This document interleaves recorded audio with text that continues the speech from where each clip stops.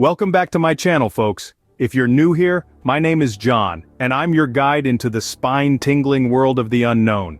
If you enjoy stories that send a shiver down your spine, you're in the right place. Don't forget to hit that subscribe button and the notification bell so you never miss an adventure. Today I'm going to share with you a personal experience, one that has forever changed my perspective on the tranquility of nature. But before we dive into this chilling tale, let's set the scene. Imagine this. You're in the heart of the Pacific Northwest, surrounded by towering trees and the sweet scent of pine filling the air. You're alone, miles away from the hustle and bustle of city life. It's peaceful, serene, almost too perfect. This was my reality, my sanctuary. Little did I know this sanctuary would soon turn into the stage for my worst nightmare. Ever wonder what it's like to come face to face with your worst nightmare? That's a question I've asked myself countless times since that fateful day. My name is John, and I'm an avid hiker. I've always found comfort in the solitude offered by the vast, untouched wilderness. It's a place where I can escape the noise and chaos of the city, find peace and tranquility. But that peace was shattered during one of my hikes. A few years back, I embarked on what I thought would be a routine trek through the dense forests of the Pacific Northwest. The air was crisp, the sun was shining, and all seemed perfect. But as the day wore on, an unsettling feeling crept over me. The woods, once my sanctuary, suddenly felt foreign, hostile even. The birds had stopped chirping, the wind was eerily still. I had a creeping sensation that I was being watched. That day I was not alone in the woods. It was a day like any other, a perfect day for a hike. The sun was high and the air was fresh, with a gentle breeze rustling the leaves overhead. The trail was familiar, etched in my memory like an old photograph. As I walked, I was surrounded by a symphony of nature, the chirping of birds, the rustling of leaves, the distant babble of a creek. It was a scene of tranquility, a perfect moment of peace.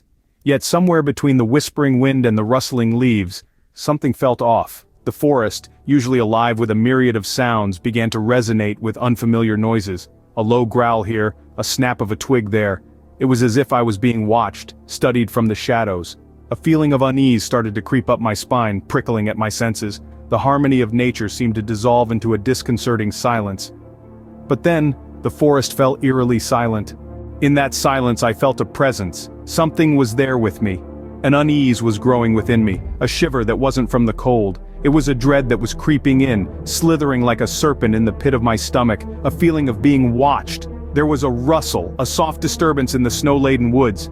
I turned, and there it was. The Wendigo, a monstrous silhouette against the moonlit snow, towering over me like a grotesque monument of terror. It was an abomination of nature, a twisted fusion of man and beast. Its body was gaunt, skin stretched taut over protruding bones, and its eyes, oh its eyes, they were like two sunken pits of fiery embers, burning with an insatiable hunger.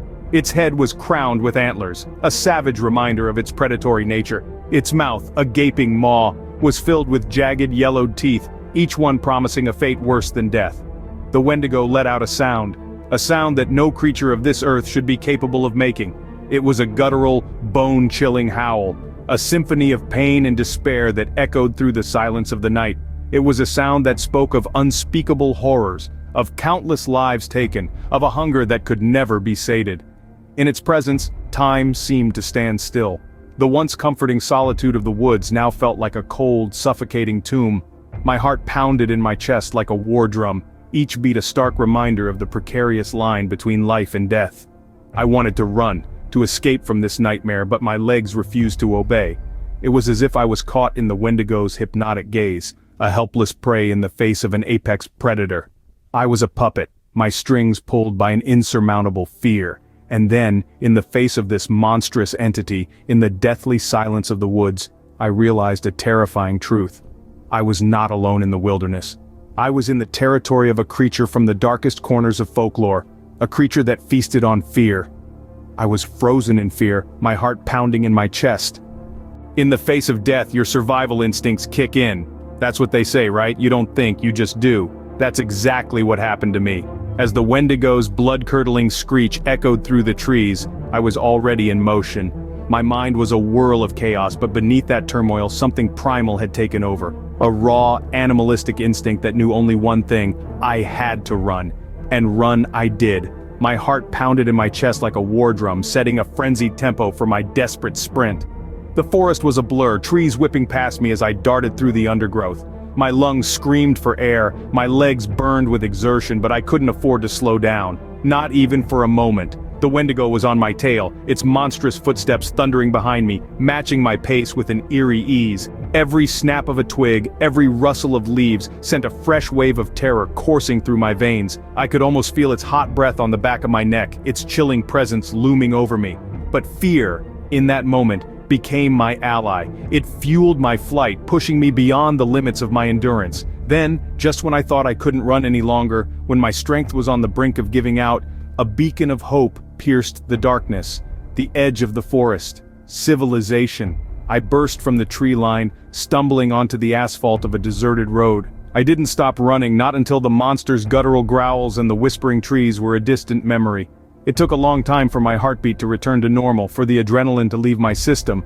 But as I stood there panting in the cold night air, there was one thought that rang clear in my mind. I had escaped death by a hair's breadth. Surviving a nightmare doesn't mean it's over. After my encounter with the Wendigo, my life took a drastic turn. The haunting image of the creature's distorted face etched itself into my mind, and nights became a battleground against my own fears. Sleep was no longer a refuge, but a realm of endless terror. Nightmares of the Wendigo's sunken eyes and gnarled teeth were a nightly occurrence, each more vivid than the last. Whispering trees and shadowy figures became constant companions in my dreams, a chilling reminder of that fateful encounter. The fear, once confined to the wilderness, seeped into my everyday life. It transformed me. I became vigilant, wary of the dark corners and the unseen spaces. Every rustle of leaves, every whisper of the wind sent my heart racing. The struggle to accept what happened was a journey of its own.